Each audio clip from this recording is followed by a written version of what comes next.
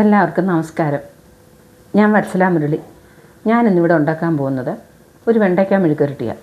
വെണ്ടയ്ക്ക മെഴുക്കുരട്ടി എല്ലാവരും ഉണ്ടാക്കും, പക്ഷേ ഞാൻ ഉണ്ടാക്കുന്ന രീതിയിലൊന്ന് നിങ്ങളെ കാണിച്ചു തരാം. ആദ്യമായിട്ട് നമ്മൾ കുറച്ച് എണ്ണ ഒഴിക്കുക. കാര്യം ഞാൻ കുറച്ച് എണ്ണ മതി, അതുകൊണ്ട് ഞാൻ നമുക്ക് വേണമെങ്കിൽ ചേർക്കാം. കുറച്ച് എണ്ണ ഒഴിച്ചു, അത് നന്നായിട്ട് ചൂടാവട്ടെ. പിന്നെ ചിലർ വെണ്ടയ്ക്ക എടുത്തിടും, ചിലർക്ക് കടുക് വറക്കണം. എനിക്കിച്ചിരി കടുക് വറുക്കണം. കടുക് വറുത്ത് കഴിയുമ്പോൾ അതിൻ്റെ പ്രത്യേക ടേസ്റ്റാണ്. നമുക്കങ്ങനെ ഒന്ന് ചെയ്ത് നോക്കാം. ലേശം 1 ടീസ്പൂൺ കടുക് ഇടുക.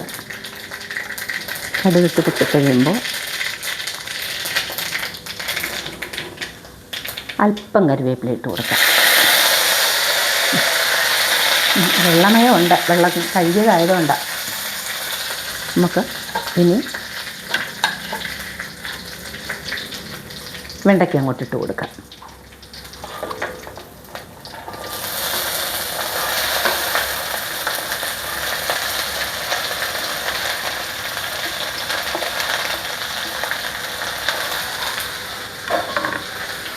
ഒന്ന് ഇളക്കി കൊടുക്കാം. ഈ വെണ്ടയ്ക്കൊക്കെ ഒരു പശപ്പ് പോലെ ഉണ്ട്, അത് നമുക്ക് കുറച്ച് നേരം ഇതിങ്ങനെ വഴറ്റി കഴിയുമ്പോഴത്തേക്ക് ആ പശപ്പൊക്കെ അങ്ങ് മാറും. കാര്യം വെള്ളമയത്തോടു കൂടി അരിയുന്നതുകൊണ്ട് ഇതിപ്പം ഇതിന് വലിയ കുഴപ്പമില്ലെന്ന് തോന്നുന്നു. കാര്യം ഞാൻ നന്നായിട്ട് തോർത്തി അരിഞ്ഞേക്കുന്നത്. നമുക്കിനി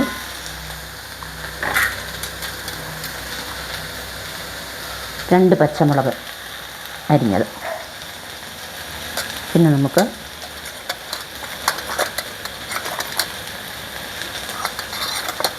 ഒരല്പം മഞ്ഞൾപ്പൊടി, ഒരു 1/2 സ്പൂൺ പച്ചമുളക് ഇട്ടാലും നമുക്കൊരു ചെറിയ ഒരു 1/4 ടീസ്പൂൺ മുളക് പൊടി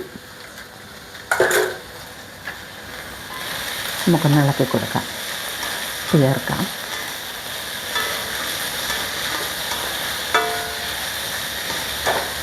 ഇതൊന്ന് ഇച്ചിരി മഞ്ഞളും മുളകും ഇതൊക്കെ ഒന്ന് നന്നായിട്ടൊന്ന് പിടിച്ചിട്ട് നമുക്ക് ഇച്ചിരി ഉപ്പും കൂടെ തൂക്കി കൊടുക്കാം. നന്നായിട്ട് ഇളക്കി യോജിപ്പിച്ച് നമുക്ക് ഇച്ചിരി നേരം ലേശ നേരം ഒന്ന് അടച്ചു വയ്ക്കും. കാര്യം എണ്ണ കുറവായതുകൊണ്ട് എണ്ണ കുറച്ചല്ലേ ഉപയോഗിക്കുന്നത്. അപ്പം നമുക്കിത് അടച്ചു വെച്ച് ഒന്ന് വേവിക്കാം. നമുക്കൊരു 1/2 മിനിറ്റ് ആയാലും ഇതിനകത്തൊന്ന് ആവി കയറാൻ വേണ്ടി മാത്രമാണ് നമ്മൾ ഇതാക്കി. നമുക്ക് ഒന്നുകൂടെ നമുക്ക് ഈ സവാള കൂടെ ഇടാം. സവാള കൂടെ ഇട്ട് നമുക്കൊന്നുകൂടെ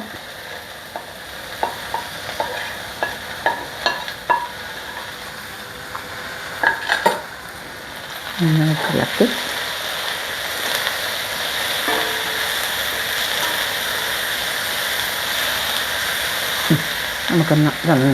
ഒന്നാവി കയറ്റും.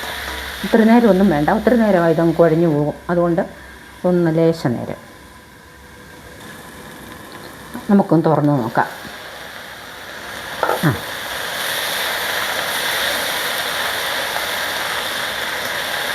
കരിവായിട്ടുണ്ട്. ഇനി നമുക്കിത്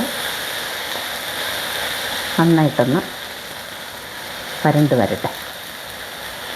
ഇനി തുറന്ന് വെച്ച്, ഇനി അടയ്ക്കണ്ട, തുറന്ന് വെച്ച് നമുക്ക് ശരിയാക്കാം.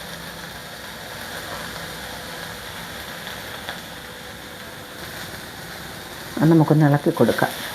ഇനി ഇടയ്ക്കിടയ്ക്ക് ഇളക്കി കൊടുത്തുകൊണ്ടേയിരിക്കണം. ഇല്ലെങ്കിൽ ഇത് നമ്മൾ ഒത്തിരി എണ്ണയിലൊന്നും എടുത്തിട്ട് മെഴുക്ക് വരുന്നതല്ല. നമുക്ക് ഇടയ്ക്ക് ഇളക്കി കൊടുത്തില്ലെങ്കിൽ ഇത് അടിക്ക് പിടിക്കും, കരിഞ്ഞു പോകും ഇടയ്ക്ക് ചിലതൊക്കെ. അപ്പം നമുക്ക് ഇളക്കി കൊടുത്തുകൊണ്ടിരിക്കണം. ഇങ്ങനെ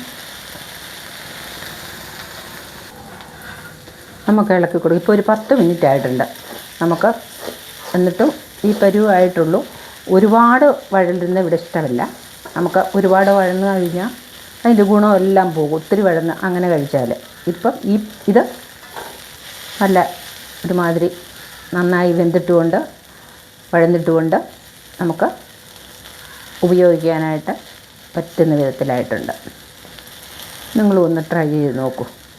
എൻ്റെ മെഴുക്കുരുട്ടി ഇതാ, മെഴുക്കുരുട്ടി റെഡി.